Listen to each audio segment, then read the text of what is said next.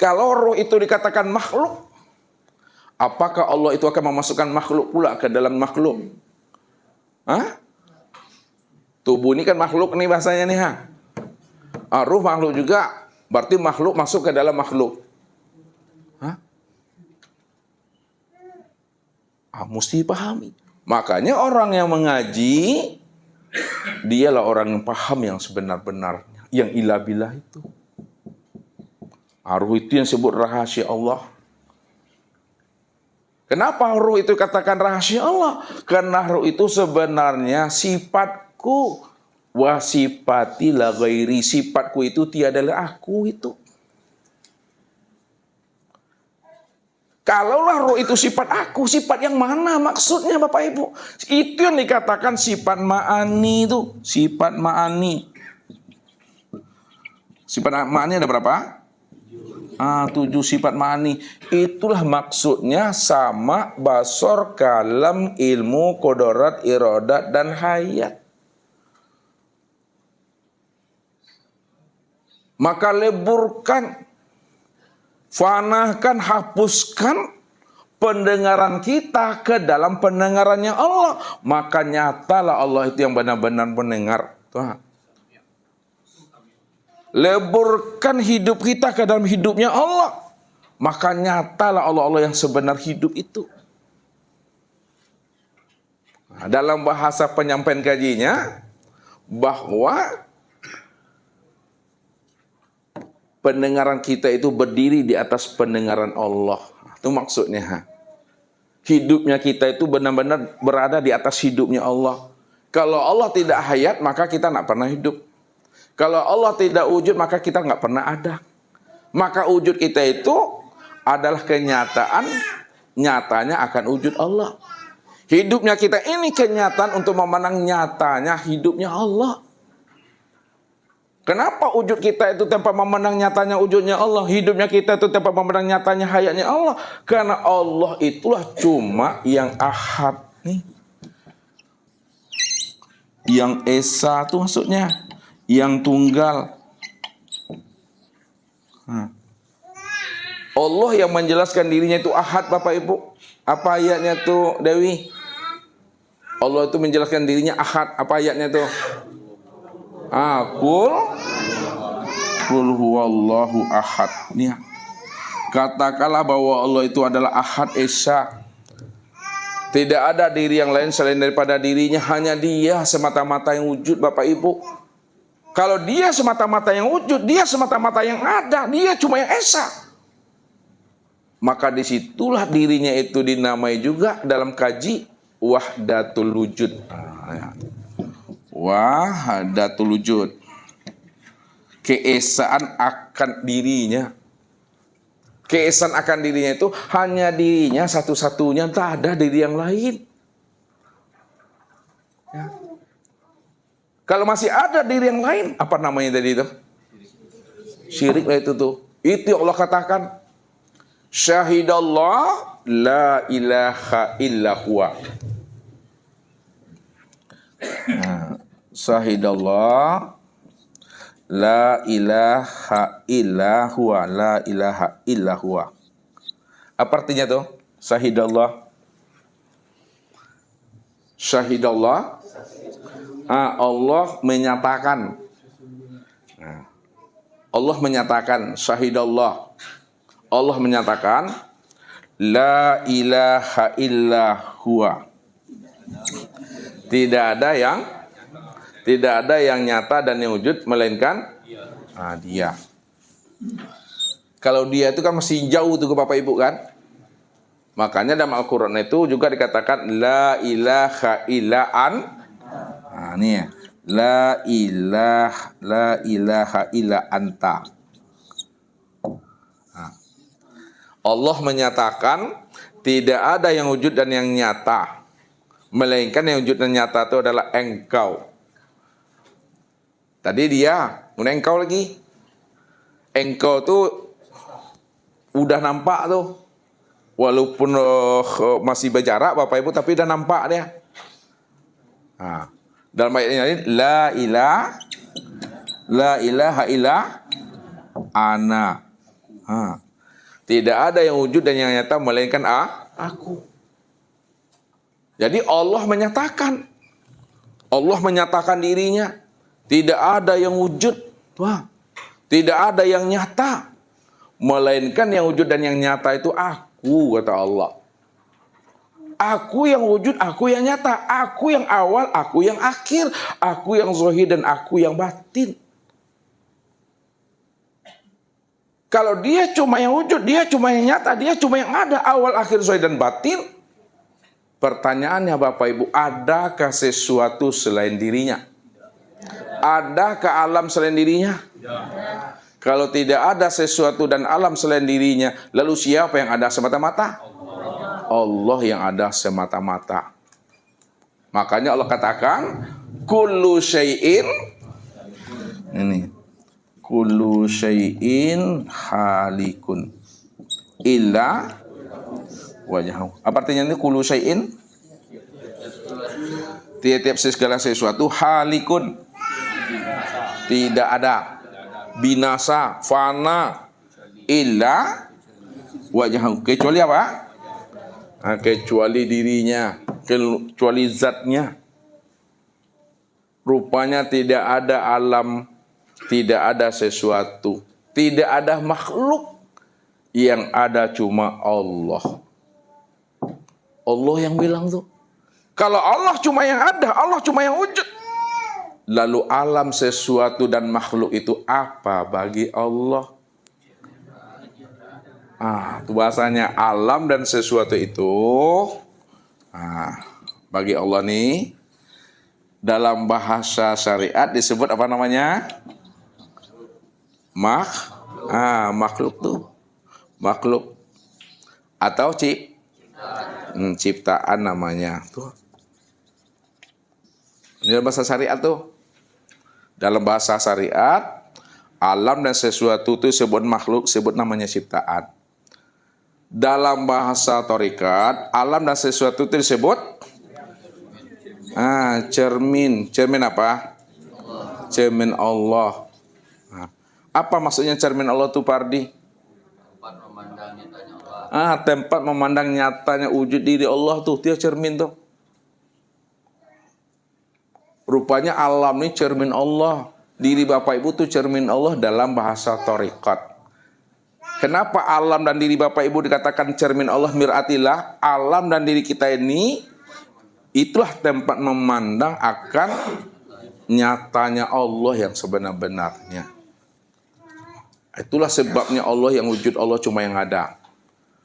Pertanyaan Ustaz lagi, Anis lagi. Anis bisa melihat wajah sendiri? Bisa melihat wajahnya? Bisa enggak Anis melihat wajahnya? Enggak bisa Anis. Kalau bisa pasti ngadu-ngadu tuh. Enggak pakai kaca, duduk sekarang nih, bisa melihat wajah? Itu menandakan diri Bapak Ibu tak pernah ada tuh. Di Bapak Ibu itu tidak pernah ada. Buktinya tidak pernah ada, melihat wajah sendiri tidak bisa. Itulah tandanya wajah Bapak Ibu itu tak ada. Baru bisa kalau pakai cermin. Maka fungsi cermin apa, Nis? Tuh. Fungsi cermin untuk melihat diri. Sekarang Allah yang ada, Allah yang wujud. Kalau Allah yang ada dan Allah cuma yang wujud, lalu siapa yang ada tampak sama Bapak Ibu? Siapa yang ada tampak sama Bapak Ibu pada alam dan pada diri? Allah lah itu. Kenapa? Alam dan diri Bapak Ibu itulah cermin untuk memandang nyatanya akan diri Allah tuh. Itu bahasa cermin namanya, bahasa tarikat tuh dah. Jadi orang tarikat, orang tasawuf tuh baca mincamin di diri. Anda tahu baca mincamin di diri? Menidin diri itu. Itu baca mincamin namanya baca. Alam sesuatu ya. Dalam bahasa hakikat disebut apa? Wujudullah. Ini dia wujudullah. Atau namanya ainullah. Atau disebut namanya hakikatullah. Itu dia. Wujudnya Allah, nyatanya Allah yang sebenar-benarnya Allah. Itu secara hakikat tuh wujudullah namanya. Secara makrifat, maka alam dan sesuatu disebut tiada lain. Di alas kata itu tiada lain adalah Allah. Kalaulah tiada lain adalah Allah, tiliklah mati. Tiada lain itu bukan adalah Allah itu sendiri. Nah, kenapa Allah itu sendiri? Karena dia cuma yang ahad.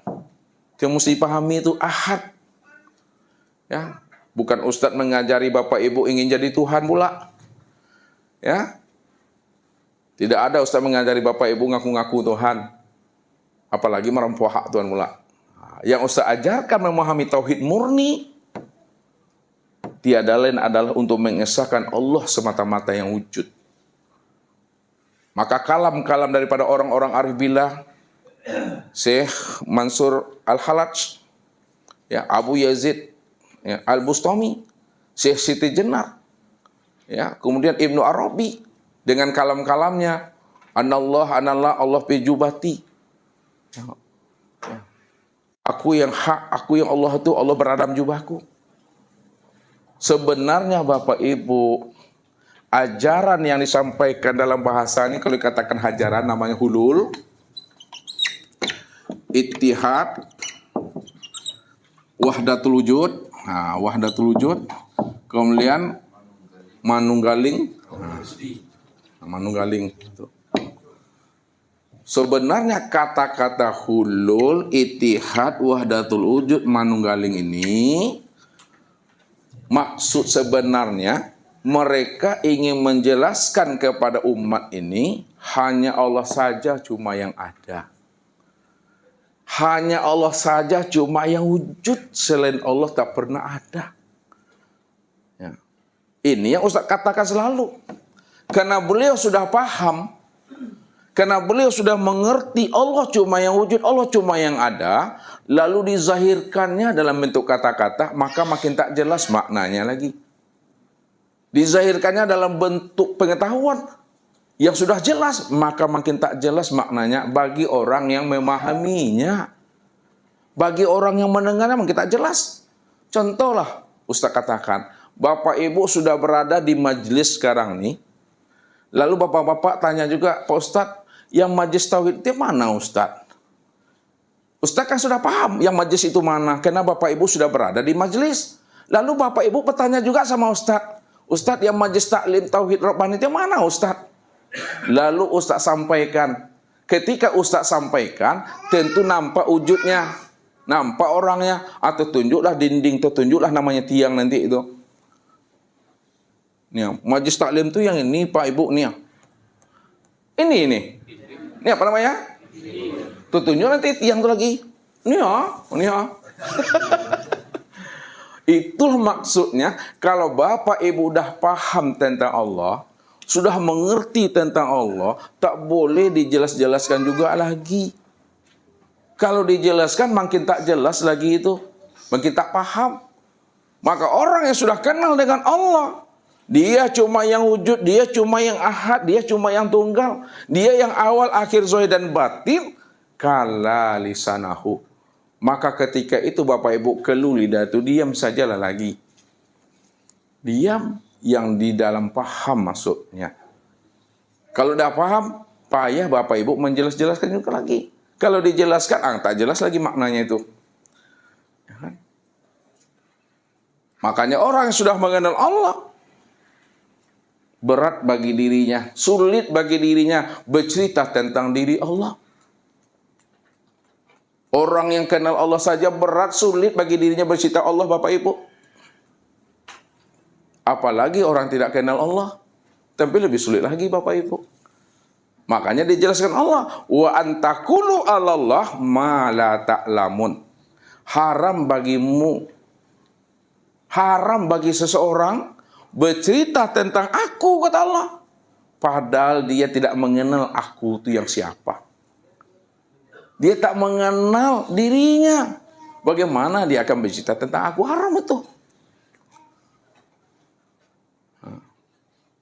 Jadi kalau sudah paham kita, dijelaskan, itu dalam rangka memberikan pemahaman dan pengertian saja Bapak Ibu.